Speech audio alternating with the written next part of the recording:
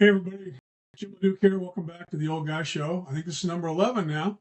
Happy Memorial Day. That's when I'm recording it. And I wanted to be a little more serious today because I've been thinking about a few things. I've got some friends that are going through some issues with pain and injuries and aging, getting old. And so I thought I'd share a personal experience with you about pain management because I think it's so critically important, especially with all the stuff that's out there and uh,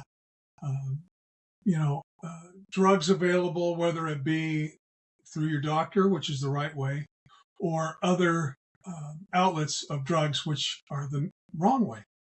So I'll start by saying about 20 years ago, I had two major surgeries. I was teaching school and coaching at the time. I had two major surgeries.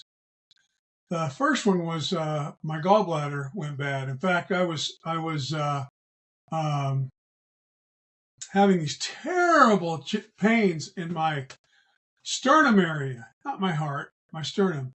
And every once in a while, they get so bad, I get down in the fetal position. I try to throw up. I try to do everything. And then after about a couple hours in the fetal position, I'd feel better. So I went to the doctor. The doctor misdiagnosed me with acid reflux. I know what acid reflux is, believe me. And that was wrong. So finally, I went to the emergency room one night and I got an ultrasound and they found a bunch of gallstones in me.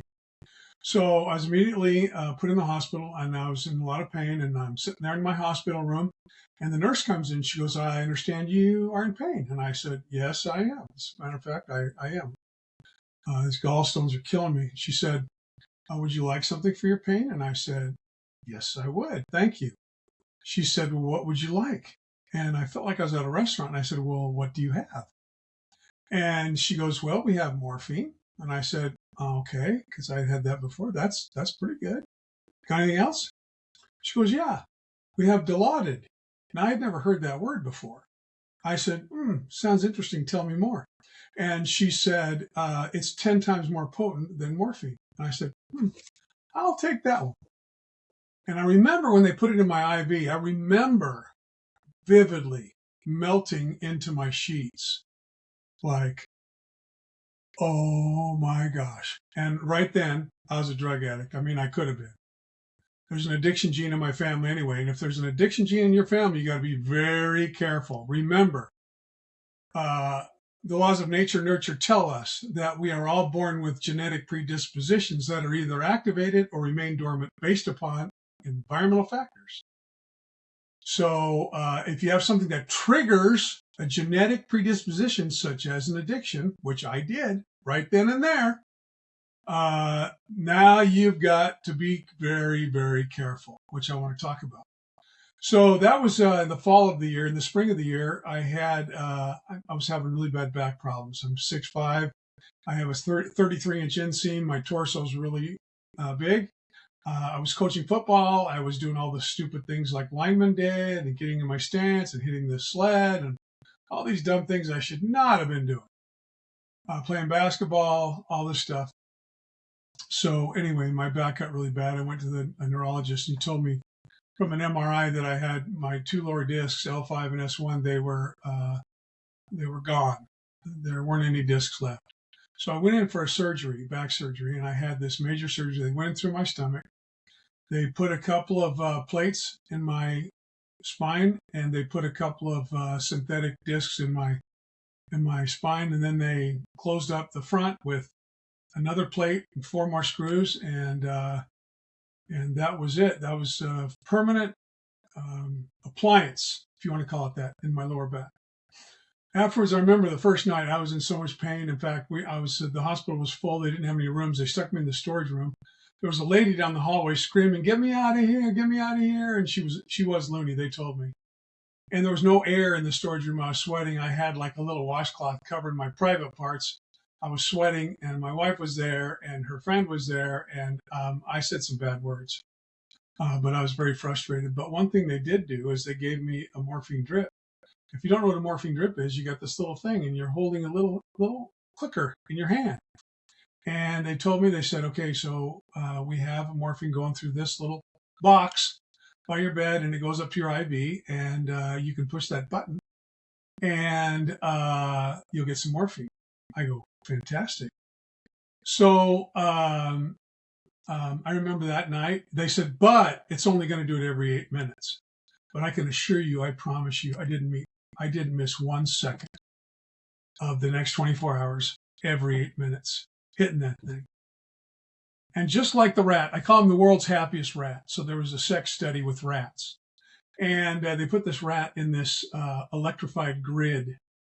And on the other side of the grid, he had to cross the grid, push a lever, and there was a cable going right into his pleasure zone in his brain. And whenever he pushed the pedal, he would get a jolt of ecstatic, sensual pleasure. Lucky rat, right? Well, it would only happen once. Then he'd have to go across the electrified grid, get shocked, and go back across in order to press the lever and get more pleasure. That rat crossed that grid, if I remember right, I'd have to look in the textbook, but I believe 800 times until it collapsed and died. And it died with this look on his face like this. He was the world's happiest rat.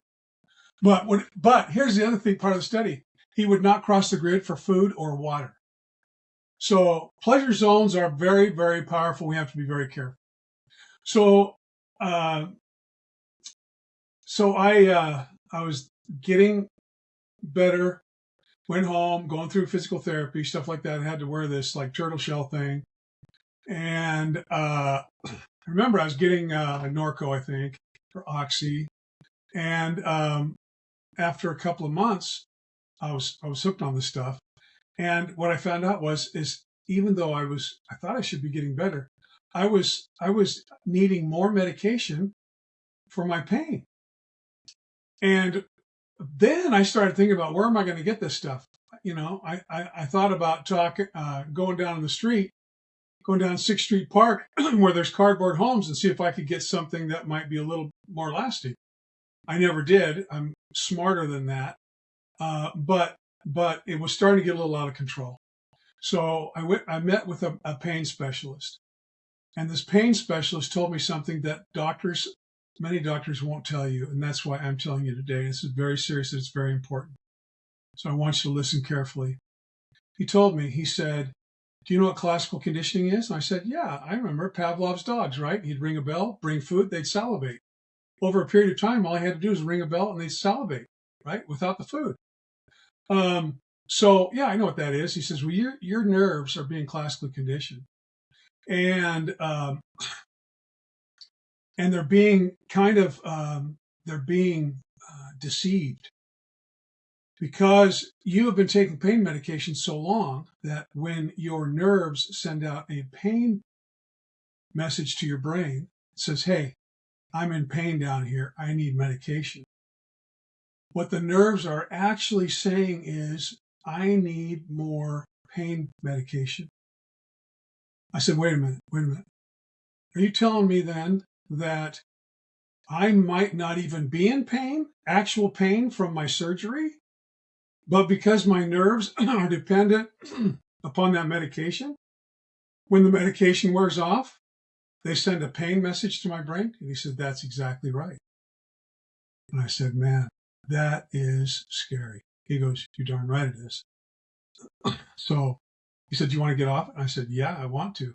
I started thinking about Ray Charles sweating in a room, or, Johnny Cash or somebody. So anyway, he goes, it's going to be real easy. We're just going to step you down every day over a 21-day period of time.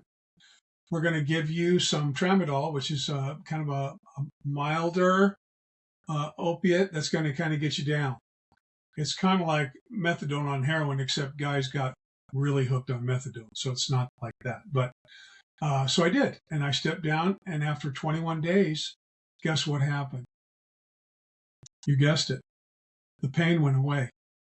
The pain went away. The conditioning stopped and my back's better. I've got arthritis now and I have issues. But I want you to never forget that. Don't get hooked on pain medication, because besides hitting that pleasure zone like that Dilaudid did to me in the hospital that day, the other thing is, if you take it too long, you're going to get message. You're going to be in a lot of pain, when in reality, your nerves are going to be sending out a message for more drugs.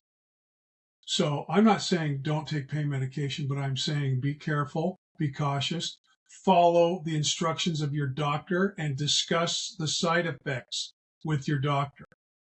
Be educated and informed. I want you guys to have a great day. The next time I come in, we'll have some funny stuff, I promise. But I wanted you to have that because it certainly relates to old guys getting old. And it relates to this guy right here, Jim LeDuc, because I went through that. So please learn from my mistake and my education. It might save your life and save your loved ones from a lot of pain, because my family was really starting to get worried, because when I started taking all that stuff, it started changing my personality. I had no incentive. I didn't want to get up. I didn't want to do anything. I was kind of more depressed, subdued. It changed my whole personality.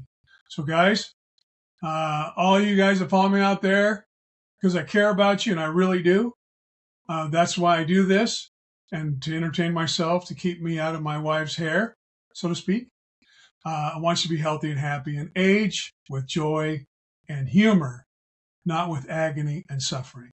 So you take care. Have a great day. When you see this, it won't be Memorial Day, but I'm going to go have a swim party, barbecue with my kids and grandkids. You take care.